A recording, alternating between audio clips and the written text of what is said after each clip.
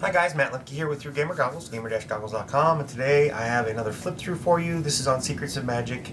If you are thinking about this book, this is a real quick overview, hopefully less than 10 minutes, to just give you an idea of what's in it and help you decide whether or not you would like to purchase this book.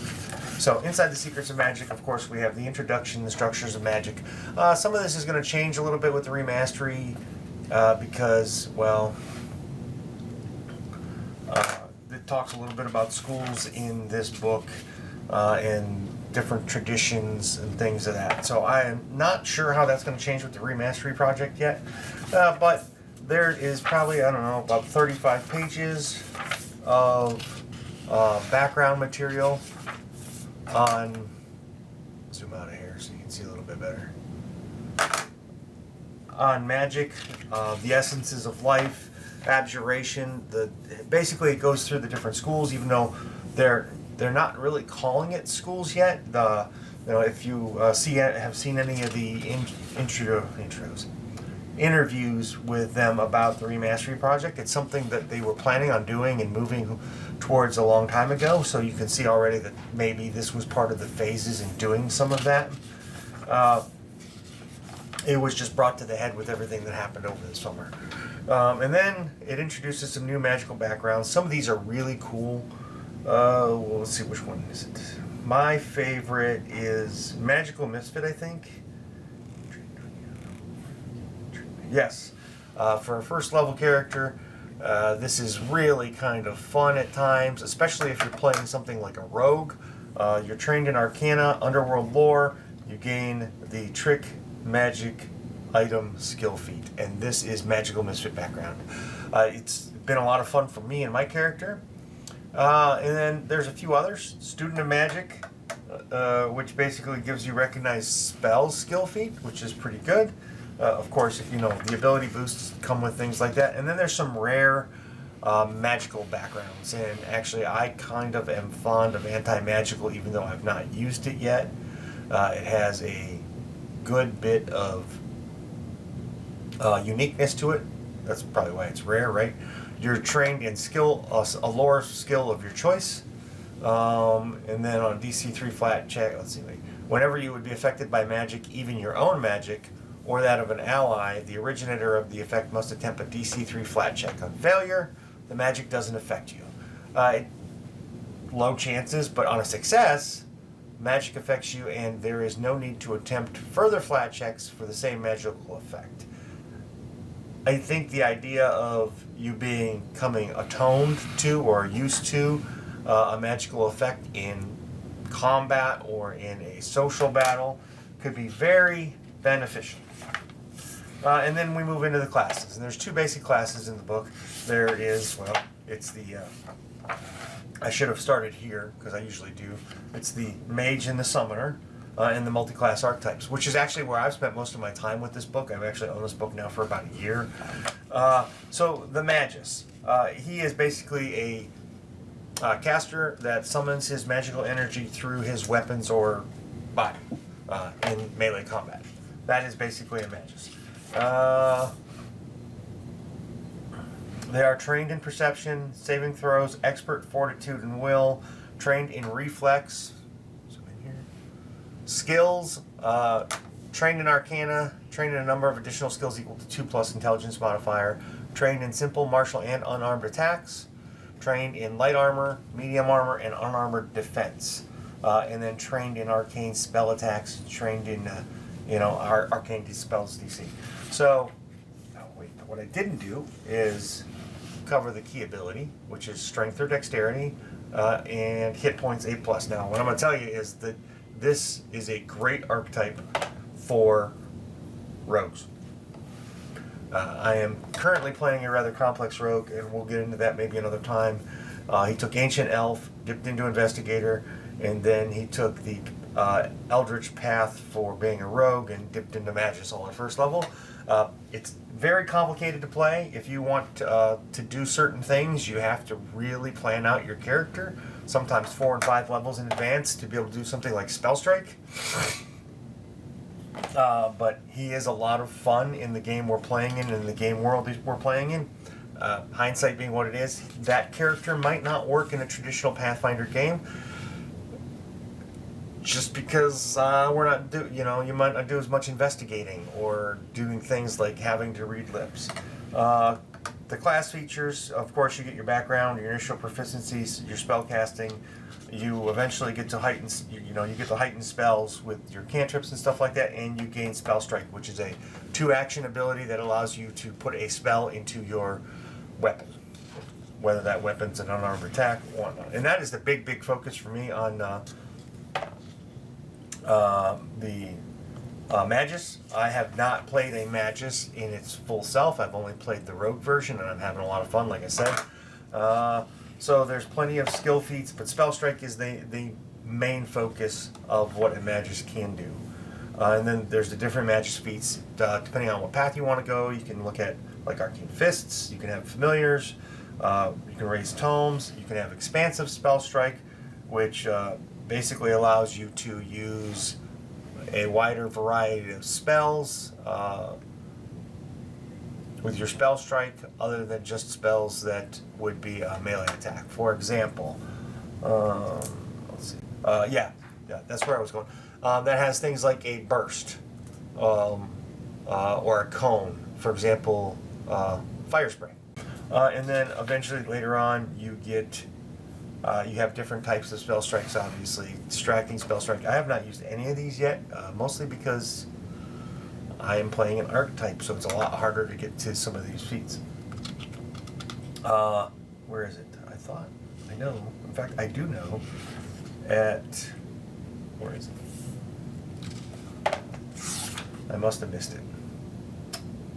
I can't remember the name of it, but my favorite, the whole point of me trying to play it was to do something like use Fireball on my sword and bring it down on the guy that I'm hitting, which I don't know if I'm going to be able to do.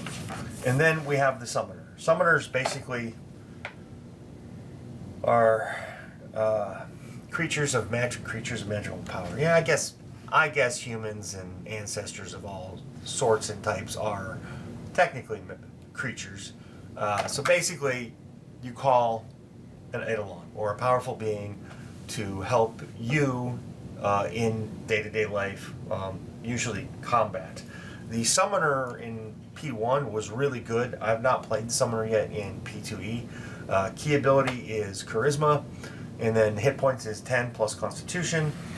Trained in Perception, expert in Fortitude and Will saving throws, trained in Reflexes, and plus, trained in one or more skills, plus 3 plus your intelligence modifier, trained in simple weapons, unarmed attacks, unarmored defense, so no armor, and spells. You're trained in spell attack rolls of your spellcasting tradition determined by your Eidolon. Now, I thought that was an interesting part of this build. The Eidolon that you choose determines your currently what we're calling a school of magic, or your tradition.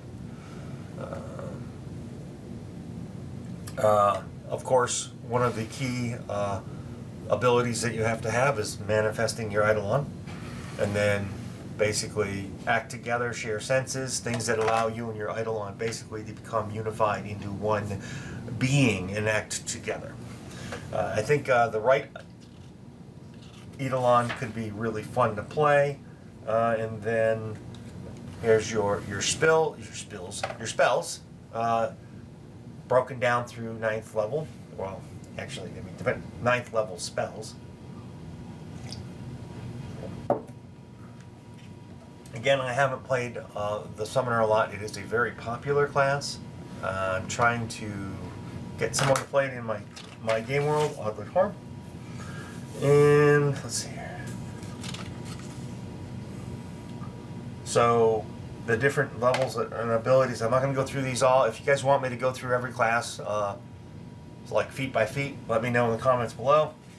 I will be happy to do that. It's not something I've ever done. I've always thought about doing it, but there's a lot of other people that do it.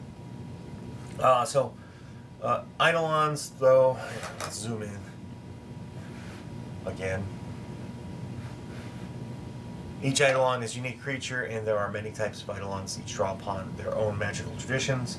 They all have their own proficiencies, ability scores, unarmed attacks, their own ability to do spells. They normally can't cast a spell, however some feats and abilities allow them to do this.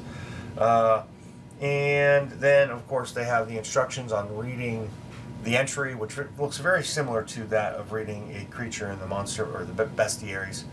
And then it goes into the different types of eidolons. You have an angel currently. Actually, there might be more by now, to be honest. You have an angel, an anger phantom. Yeah, that might be the anger phantom.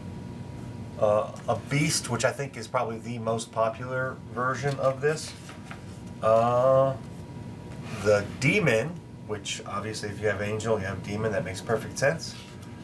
And then the dragon, which is probably, in my opinion, what I think I've seen most people playing. And then, I think I missed one. Nope. And the psychopomp is another, which is probably really popular. I've never used one. I've never managed to fight one. And then you have all your different feats: advanced weaponry, dual studies, energy heart, glider form, all of the different feats that allow you to be an eidolon.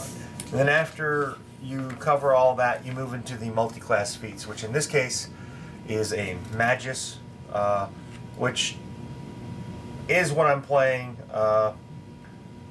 It does break down some things. I was hoping to get some things a little bit differently out of it for dipping into it, but it did give me at feat 4. It gives me basic martial magic, which allows me to gain a first or second level feat. It also gives you right off the rip to the ability to prepare 2 cantrips. And then at 4th level, you also have the ability to take the Spell Striker feat, and it does dip you into spellcasting as described in the book here, which is Bounded Spellcasting Archetype, which is, I think, different than that from the regular Sorcerer and Magus. And then you have the Summoner. There's a little bit more information than Summoner because there's a little bit more options that you can do as an archetype. And we move into new spells. I am not going to spend a lot of time in this because they're not new anymore. There were some really good introductions into this book if you didn't have it, but everything is available pretty much online through Nethys. If you're buying the book to grab the spells, maybe that's not the wisest choice. If you're buying it for some of the other things that are in here, there is a good bit of spells too that they introduced in the book. So if you're a guy like me who doesn't like PDFs and doesn't like reading online, then yeah, there's definitely a good value for you. Elemental Zone, and then after spells we dip into magic items.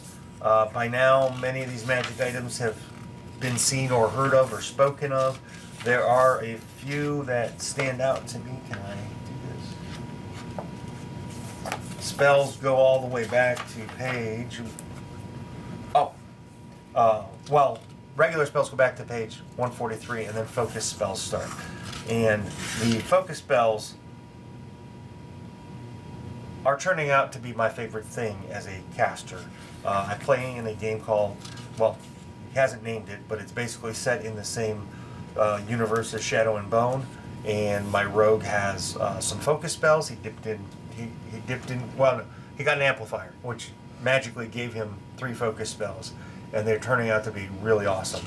And we dip into ritual magic and the different spells there, which I, have a GM or player, have not dipped into yet. But then on page 155 we start magic items, and magic items are quite lengthy in the book, as you might imagine. They go all the way back to page 193, so 40 pages of magic items. First 2 pages are a chart. They introduce some things like fulus, which basically you write on parchment, and I really do like this idea. There's a whole bunch of cool things that you can do with this. Somebody comes up to a banner and they read it and they trigger a trap that they would not normally detect because it's magical. Or maybe it was kind of the trap in and of itself was hidden and it was in a box, so you wouldn't detect that until you open it, and then you read it and it's like, oh crap. Lots of cruel things you can do to kind of cheat and mess with the system. And then we have grimoires.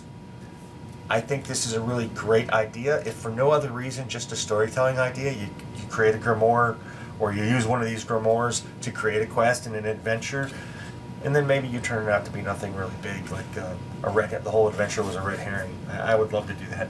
There are more magical tattoos in this book. I am currently not a fan of magical tattoos in Pathfinder 2e. I think they become underwhelming too quick and aren't they don't scale with characters well enough. That's my take. At low levels, they're really good. Personal staffs, rules for creating your own personal staff as a PC or an NPC even. And then there's different spell catalysts, things to give your spells boosts.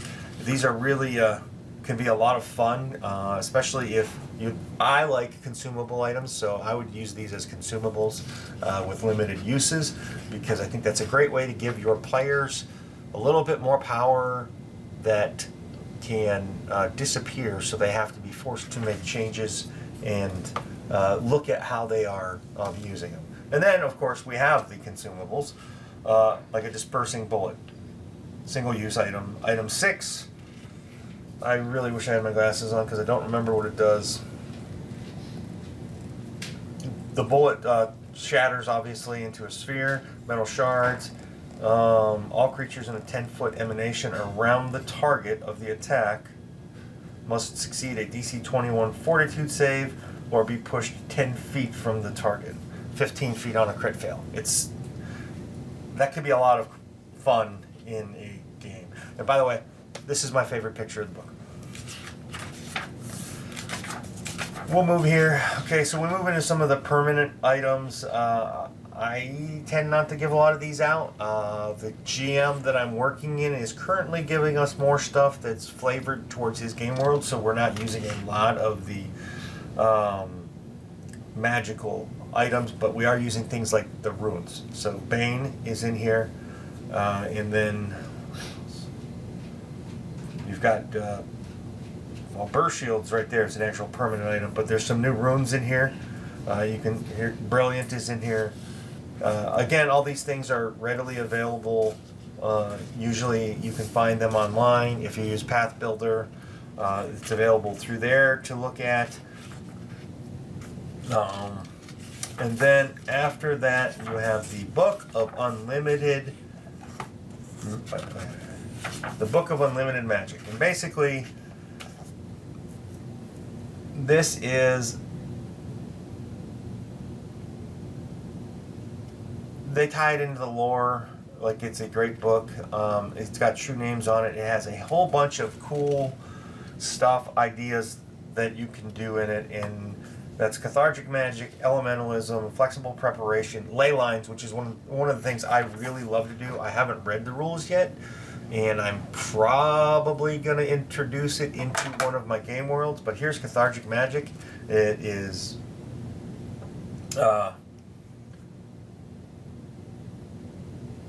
basically the ability to draw your magic from gods without being like a cleric or being divine. This is something I'm definitely going to introduce into my game world because my game world arcane magic's a little bit weaker, so I could see how this would rise up a little bit more. Clerics are all over the place. And then there's, basically you affect things like the different emotional states of people. Elementalism is basically the 4 elements. And then you have a new elemental spell list with that. Geomancy, which is the idea of different types of terrain having different magical properties. Ley lines is the idea that there are basically magical conduits and nodes that flow across the game world. This is a lot of fun. I was introduced to this when I was in 8th grade playing Riffs. And I can't tell you how much fun I had as a kid using ley lines, and I am definitely introducing it at least into a small part of my game world as soon as I figure out how to draw them. Yes, I know, that sounds bad. Pervasive magic, I haven't dived into that yet in a year, so I don't know if I ever will.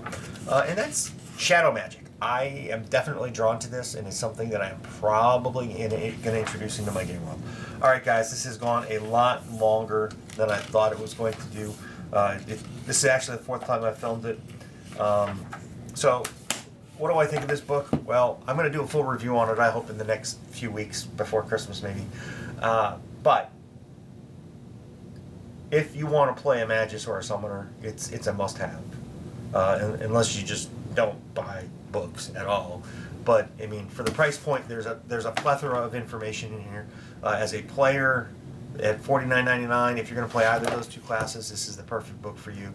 If you are not a player and you're a GM, there's a ton of useful information.